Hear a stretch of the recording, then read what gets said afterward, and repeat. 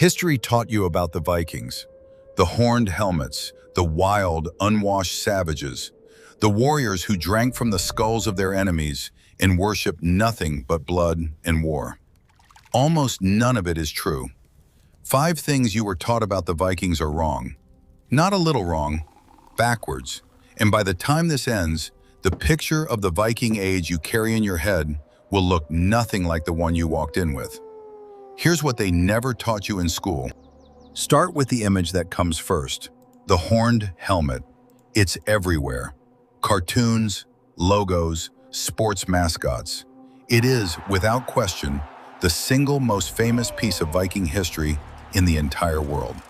And it is a lie. No Viking ever charged into battle wearing a helmet with horns. Not one.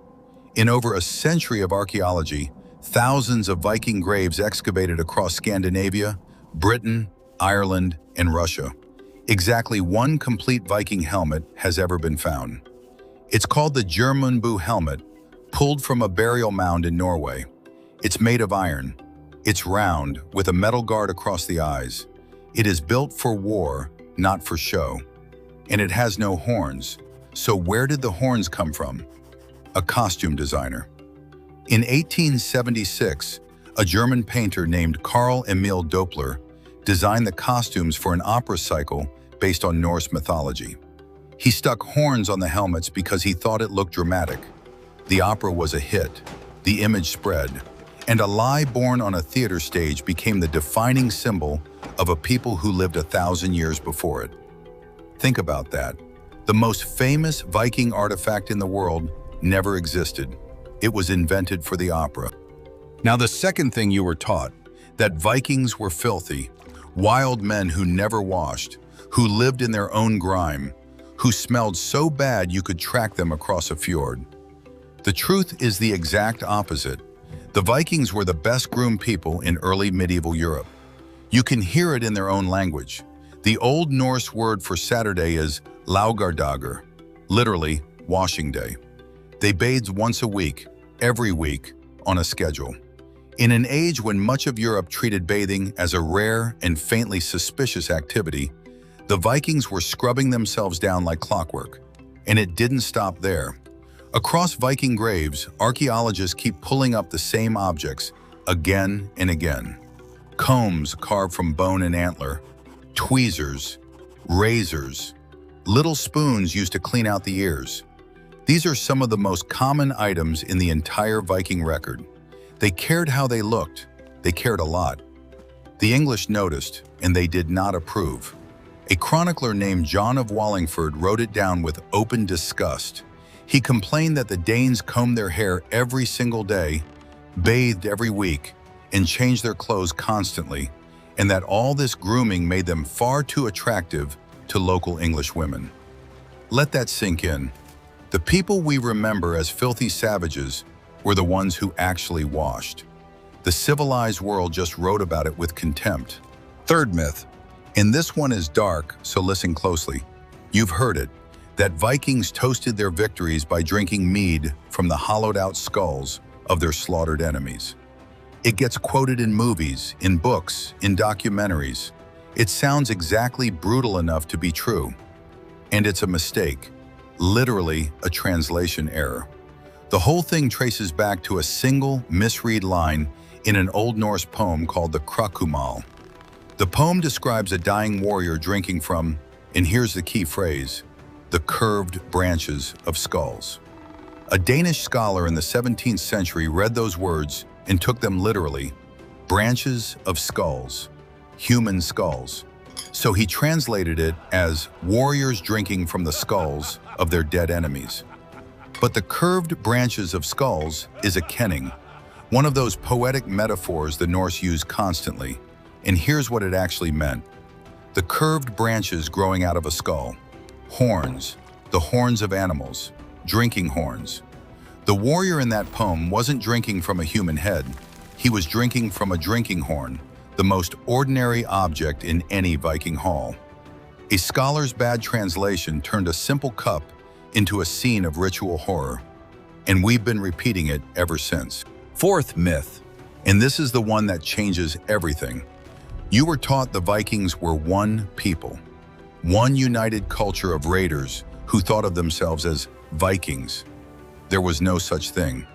To the people we call Vikings, Viking wasn't an identity, it was a job, a thing you did. To go Viking meant to go on a raiding voyage, a trip, not a nationality. When a young man's farm was struggling, he didn't become a Viking. He went Viking for a season, took what he could, and came home to plant his fields. And the people who went Viking were not one nation. They were Danes, Norwegians, Swedes, and a dozen smaller groups, each with their own kings, their own laws, and, here's the part nobody taught you, their own enemies among each other. A Norwegian raider and a Danish raider were not brothers in arms. They were rivals. They raided each other's coasts just as happily as they raided England's. So the next time someone calls the Vikings a single warrior culture, remember this. The word itself was never a people. It was a verb. And the men who went Viking would have laughed at the idea that they all belonged to one tribe. Fifth myth, the biggest one of all. You were taught that Vikings were warriors, that the Viking Age was a people defined by the sword, the axe, and the raid. Most of them never saw a battle in their lives. Here's the number that breaks the myth wide open. The Viking Age lasted roughly 300 years. In all that time, the people we call Vikings were overwhelmingly farmers, fishermen, herders, craftsmen, traders. A Viking Age Scandinavian's life was not spent swinging an axe. It was spent planting barley, mending nets, and counting sheep through a brutal northern winter. Raiding was seasonal, and it was a minority sport.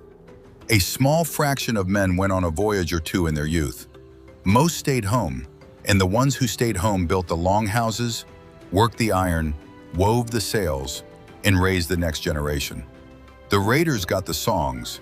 The farmers built the world the songs came from. And here's the twist that history books skip. The greatest Viking achievement of all wasn't a battle.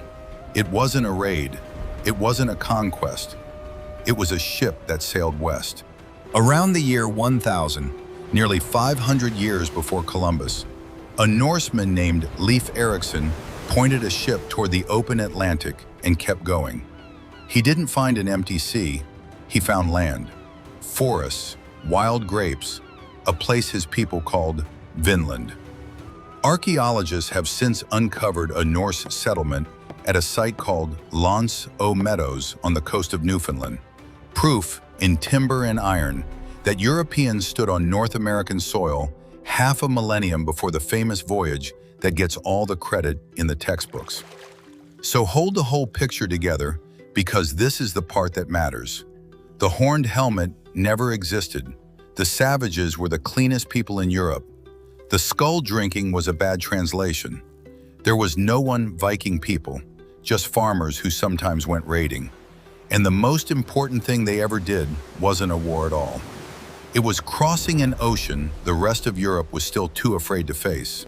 History taught you the Vikings were wild, horned savages who lived and died by the sword. History was wrong about almost all of it. The real Vikings were farmers who washed once a week and combed their hair every morning.